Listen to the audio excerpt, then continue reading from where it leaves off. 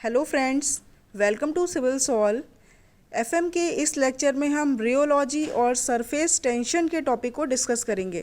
चलिए स्टार्ट करते हैं। Next topic that is rheology. तो बेसिकली रियोलॉजी होता क्या है? ये जो है ये डील करता है स्टडी ऑफ फ्लूइड बिहेवियर, यानी कि फ्लूइड का बिहेवियर कैसा है, वो कैसी प्रॉपर्टीज दे रहा है, तो उससे जो डील करता है वो आपका कहलाता है रियोलॉजी। ठीक है, तो डिफरेंट टाइप्स ऑफ फ्लूइड होते हैं, जैसे कि फर्स्ट टाइप ऑफ फ्लूइड है आपका आइडियल फ्लूइड। तो आइडियल फ्लूइड वो फ्लूइड होता है जो कि इनकम्प्रेसिबल है, यानी कि जो बीटा है कंप्रेसिबिलिटी की वैल्यू वो क्या होगी, ज़ीरो होगी। सेकंड, इनविसिड है। इनविसिड का मतलब होता है कि ज़ीरो विस्कोसिटी, यानी उस फ्लूइड में विस्कोसिटी जो है वो ज़ीरो है।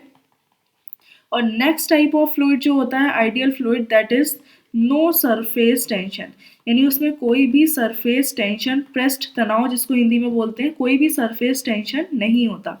तो बेसिकली रियल लाइफ में अगर आप देखें तो आइडियल फ्लूइड जो है वो आपको नहीं मिलेगा प्रैक्टिकल लाइफ में, क्योंकि अगर आइडियल फ्लूइड की बात कर रहे हैं तो अगर आप स्ट्रेस वर्सेस डिफॉर्मेशन में ग्राफ देखते हैं, सपोज ये शेयर स्ट्रेस को रिप्रेजेंट कर रहा है, इधर जो है आपने D theta upon D T, यानी जो रेट ऑफ शेयर डिफॉर्मेशन है वो रिप्रेजेंट किया, तो जो कर्व आएगा वो सिंपली जो है कुछ ये इस टाइप का कर्व रहेगा, यानी कि कोई भी शेयर स्ट्रेस डेवलप नहीं होगी। ठीक है, तो वो आपका आइडियल फ्लूइड है। वही अगर आप viscosity versus rate of share deformation में कर्व देखते हैं तो ये इधर विस्कोसिटी को शो कर रहे हैं और इधर शेयर डिफॉर्मेशन को, तो आपको पता है कि विस्कोसिटी भी ज़ीरो रहती है, तो इस केस में ये कर्व भी कुछ ऐसा रहेगा। ठीक है, यानी कि डिफॉर्मेशन तो होता जा रहा है, शेयर डिफॉर्मेशन इंक्रीज होता जा रहा है, बट उसमें विस्कोसिटी कैसी है, ज़ीरो है।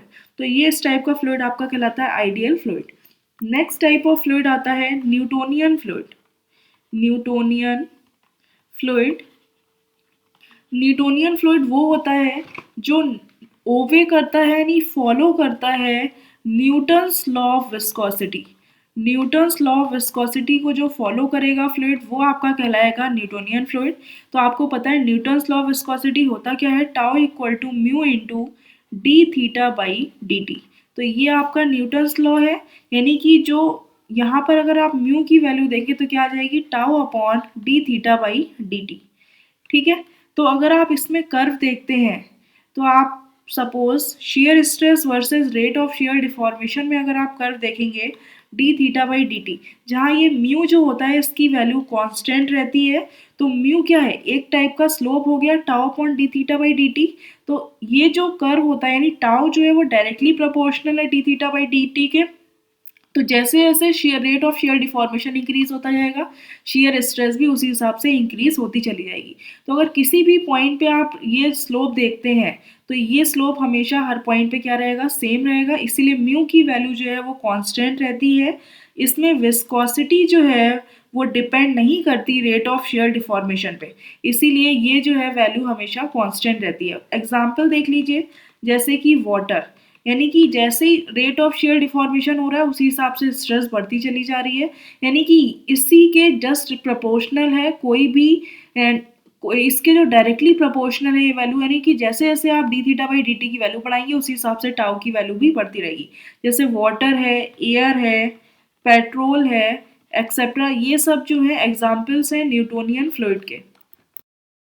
टाइप ऑफ फ्लूइड आता है नॉन न्यूटोनियन फ्लूइड।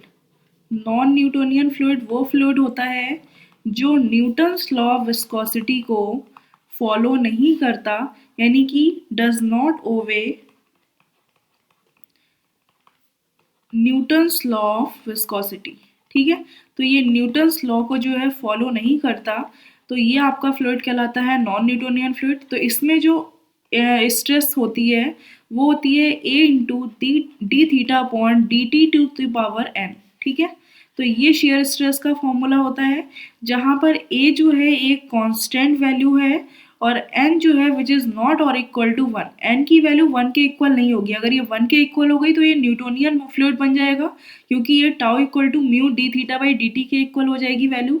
तो इसीलिए n की वैल्यू यहाँ पर 1 नहीं है। अगर आप इसको सॉल्व करते हैं तो टाउ इक्वल टू क्या आ जाएगा, suppose D theta upon D T to the power n minus 1 अलग कर दिया और D theta upon D T की वैल्यू आपने अलग कर दी।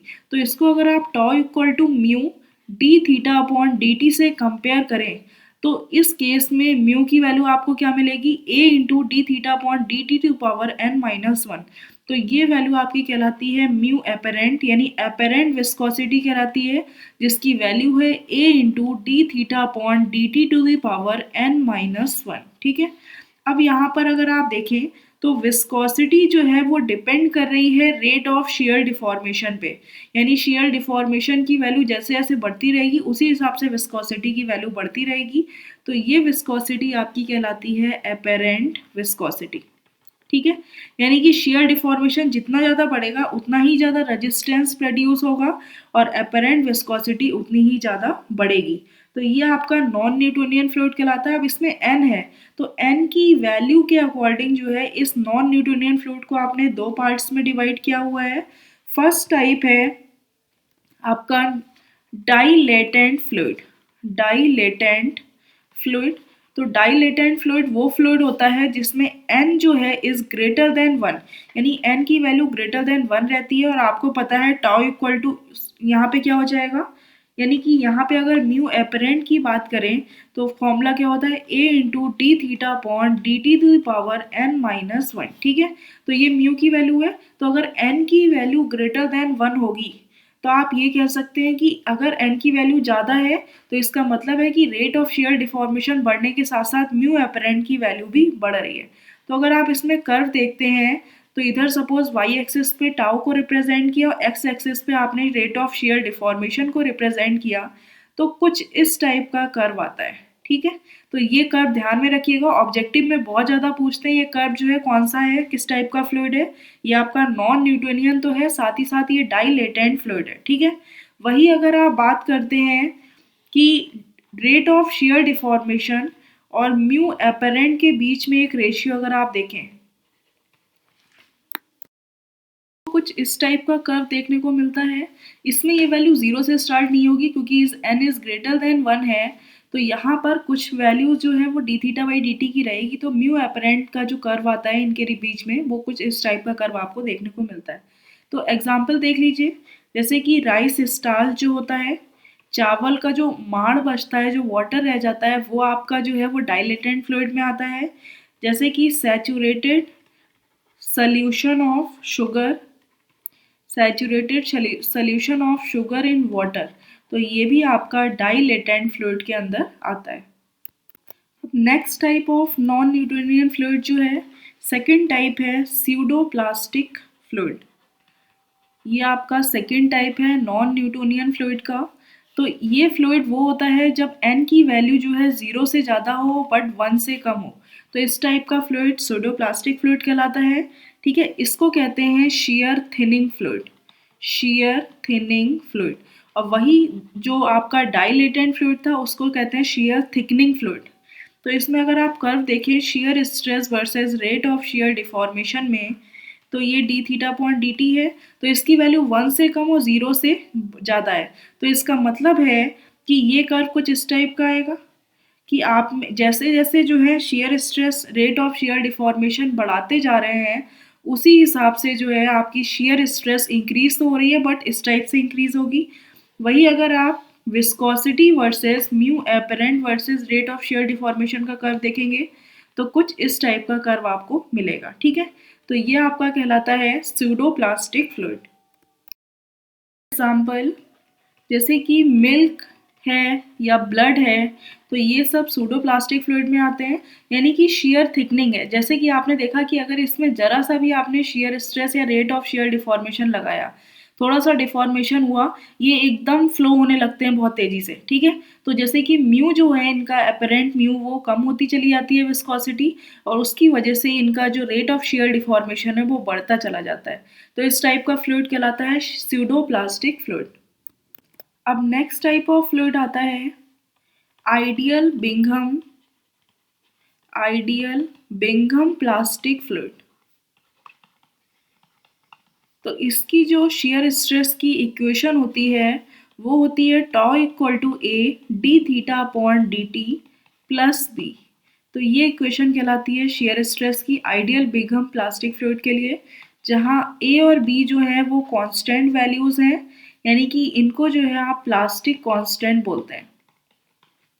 तो अगर आप इनका कर्व देखें तो कुछ इस टाइप का रहता है कि जैसे कि सपोज ये शेयर स्ट्रेस है और इधर D theta by D T. तो आपने देखा कि अगर ये वैल्यू ज़ीरो भी हो गई share rate of share deformation की, तो भी कुछ शेयर स्ट्रेस की वैल्यू रहेगी, यानी कि जो इनिशियल इसके अंदर यील्ड स्ट्रेस पहले से रहती है, इसको जो है आप अगर जैसे कि अगर आप देखिए इसमें शेयर स्ट्रेस जो है पहले से मेंटेन रहती है, उसके बाद अगर आप जैसे जैसे रेट ऑफ शेयर डिफॉर्मेशन देंगे तो उसकी स्ट्रेस कुछ बढ़ती चली जाएगी। वही अगर आप mu apparent versus rate of share deformation में कर्व देखते हैं तो आपको पता है कि D theta by D T, यानी ये वैल्यू जो है कुछ मिनिमम रहेगी, उसके बाद ये वैल्यू जो है कुछ इस टाइप का कर्व आता चला जाएगा। ठीक है, यानी जैसे जैसे रेट ऑफ शेयर डिफॉर्मेशन बढ़ाएंगे म्यू की वैल्यू जो है वो कांस्टेंट ही रहेगी, वो चेंज नहीं होगी। इसमें अगर आप एग्जाम्पल देखते हैं जैसे कि जैम हो गया या टूथपेस्ट है, तो आप देखेंगे ये इनिशियली जो है इसके अंदर इतनी सफिशिएंट स्ट्रेस रहती है कि अगर आप इसको जो है फ्लो कराना चाहें तो ईजिली फ्लो नहीं होगा, लेकिन जैसे जैसे अगर आप थोड़ा सा डिफॉर्मेशन देंगे तब जाके इसकी शेयर स्ट्रेस बढ़ने लगेगी। तो ये जो है जैम और toothpaste ideal Bingham plastic fluid के एग्जाम्पल है। नेक्स्ट टाइप ऑफ फ्लूइड आता है thixotropic fluid. Thixotropic fluid shear stress की इक्वेशन होती है tau equal to A D theta upon D T to the power N plus B. तो अगर आप इसमें कर्व देखते हैं, अगर n इज ग्रेटर देन 1 है तो ये जो फ्लूइड होगा ये आपका थिक्सोट्रोपिक कहलाएगा, और वही अगर n की वैल्यू जो है वो लेस देन 1 है, n इज लेस देन 1, तो ये आपका कहलाता है रियोलॉजिकल रियोलॉजिकल फ्लूइड। ठीक है, इसको रियोलॉजिकल फ्लूइड कहते हैं, RHEO रियोलॉजिकल फ्लूइड। तो अगर आप इसमें कर्व देखते हैं shear stress versus rate of share deformation का, तो कुछ इस टाइप का मिलेगा। इनिशियल जो है यील्ड स्ट्रेस तो मेंटेन रहेगी, अब यहाँ से कर्व शुरू होगा, ये आपका n इज ग्रेटर देन 1 का कर्व है, और ये आपका जो है यहाँ से इस टाइप का ये आपका है n इज लेस देन 1। वही अगर आप mu apparent versus rate of share deformation का कर्व देखते हैं D theta upon D T, तो कुछ इस टाइप से इसकी वैल्यू आएगी। ये जो कर्व आ रहा है this is n is less than 1 का, और ये जो आ रहा है आपका n is greater than 1। Fluid के जो एग्जाम्पल्स हैं वो हैं जैसे कि प्रिंटर्स इंक, पेंट्स, तो ये जो है थिक्सोट्रोपिक फ्लूइड में आते हैं। तो अगर आप कंबाइन इनका देखें एक कर्व के थ्रू तो कुछ इस टाइप का आप देख सकते हैं। सपोज ये शेयर स्ट्रेस है कर्व है और ये रेट ऑफ शेयर डिफॉर्मेशन। तो अगर आपका फ्लूइड आइडियल है तो क्या होगा, सिंपल एक लाइन आ जाएगी रेट ऑफ शेयर डिफॉर्मेशन में। ठीक है, तो ये आपका फ्लूइड कहलाएगा आइडियल फ्लूइड। वही अगर न्यूटोनियन फ्लूइड है तो जस्ट एक स्ट्रेट लाइन होगी, ये फ्लूइड आपका कहलाएगा न्यूटोनियन फ्लूइड। और अगर आप नॉन न्यूटोनियन फ्लूइड की बात करते हैं तो इस टाइप का कर्व आ रहा है, तो ये आपका कहलाता है डाइलेटेंट फ्लूइड। और अगर कर्व इस टाइप का कुछ आ रहा है तो ये कर्व आपका कहलाता है, ये फ्लूइड कहलाता है स्यूडो प्लास्टिक फ्लूइड। ठीक है, वही अगर आप बात करते हैं आइडियल बिगहम प्लास्टिक फ्लूइड का तो कुछ इस टाइप का, यानी कि कुछ यील्ड स्ट्रेस मेंटेन रहती है, तो ये आपका कहलाता है आइडियल बिगहम प्लास्टिक फ्लूइड। और वही इस टाइप का कर्व अगर आपको मिल रहा है तो ये आपका कहलाता है थिक्सोट्रोपिक फ्लूइड। और इस टाइप का अगर कर्व मिल रहा है तो ये आपका कहलाता है रियोलॉजिकल फ्लूइड। ठीक है, तो ये कुछ टाइप्स ऑफ फ्लूइड हैं, इनकी जो स्टडी होती है वो रियोलॉजी कराती है, और डिफरेंट टाइप्स ऑफ फ्लूइड हैं जो different types of behaviour they रहे हैं, तो इनके अकॉर्डिंग जो है एग्जाम्पल्स अलग अलग हैं। अब एक टर्म आता है, एक नेक्स्ट टाइप का फ्लूइड आता है जिसको कहते हैं विस्को इलास्टिक फ्लूइड। तो विस्को इलास्टिक फ्लूइड वो फ्लूइड होता है जो कि एग्जिबिट करता है प्रॉपर्टी ऑफ इलास्टिसिटी की। विच exhibit the property of elasticity कुछ लिमिट तक, यानी कुछ लिमिट तक उसमें जो है इलास्टिसिटी की प्रॉपर्टी रहती है अप टू सर्टेन लिमिट्स। तो इसका अगर आप एग्जाम्पल देखते हैं तो विस्को इलास्टिक फ्लूइड का एक एग्जाम्पल है रबर। अब नेक्स्ट टॉपिक आता है सरफेस टेंशन। तो सरफेस टेंशन होता क्या है कि कोई भी फ्लूइड है उसकी प्रॉपर्टी होती है कि वो अपने सरफेस एरिया को मिनिमाइज कर सके, यानी कि जितनी लिमिट तक वो मिनिमाइज कर सकता है उतनी लिमिट तक मिनिमाइज कर सके, वो प्रॉपर्टी कहलाती है सरफेस टेंशन। बेसिक कॉज होता क्या है, यानी किस रीजन से जो है ये अपनी सरफेस एरिया को मिनिमाइज करता है, वो होता है कोहेशन, यानी जो पार्टिकल्स के बीच में जो मॉलिक्यूल्स के बीच में जो अट्रैक्शन होता है उसकी वजह से वो कम से कम सरफेस एरिया गेन करने की कोशिश करता है।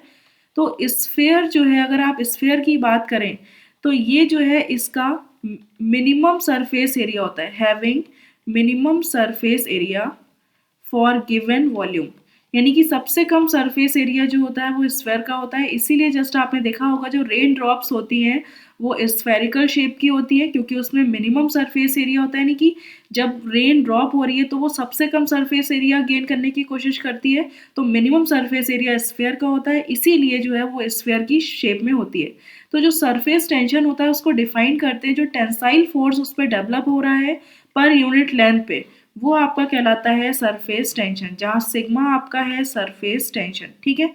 और इसकी जो यूनिट होती है सरफेस टेंशन की वो होती है फोर्स की यूनिट न्यूटन पर मीटर लेंथ, यानी पर मीटर। तो ये आपका कहलाता है सरफेस टेंशन।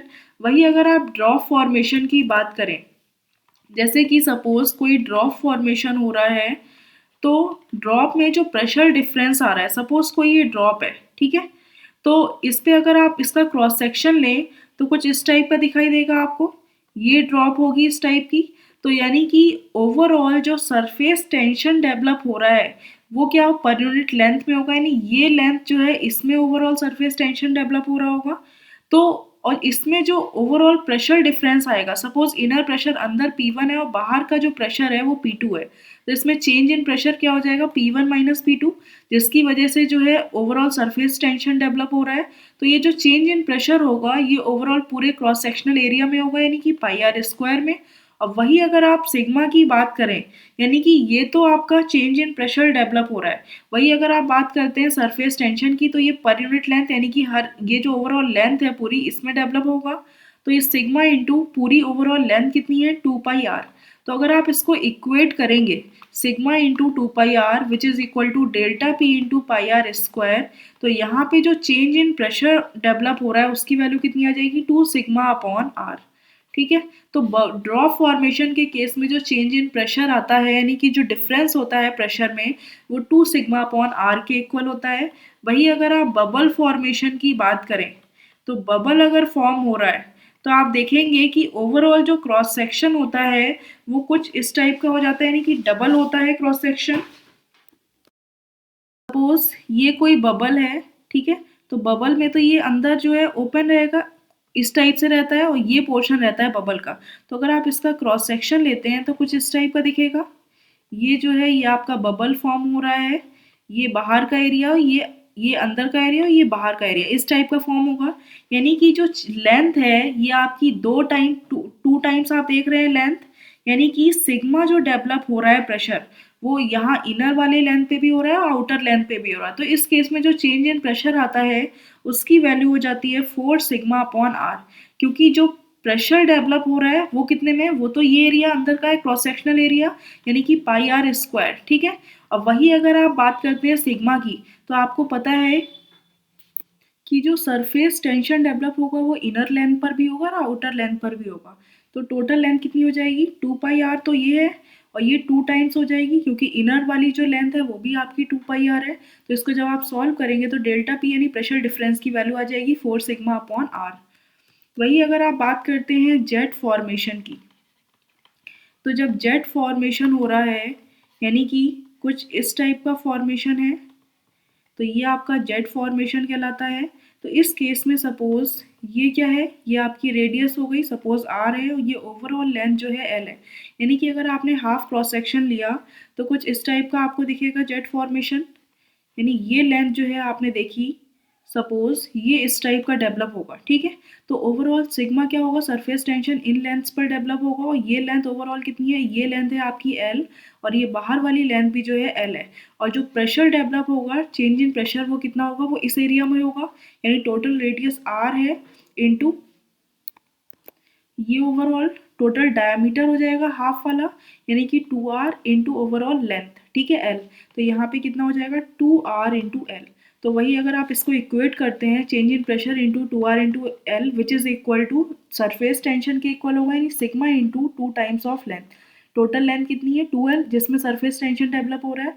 तो इस केस में जो चेंज इन प्रेशर की वैल्यू आ जाती है वो आपकी आती है जस्ट सिग्मा अपॉन आर।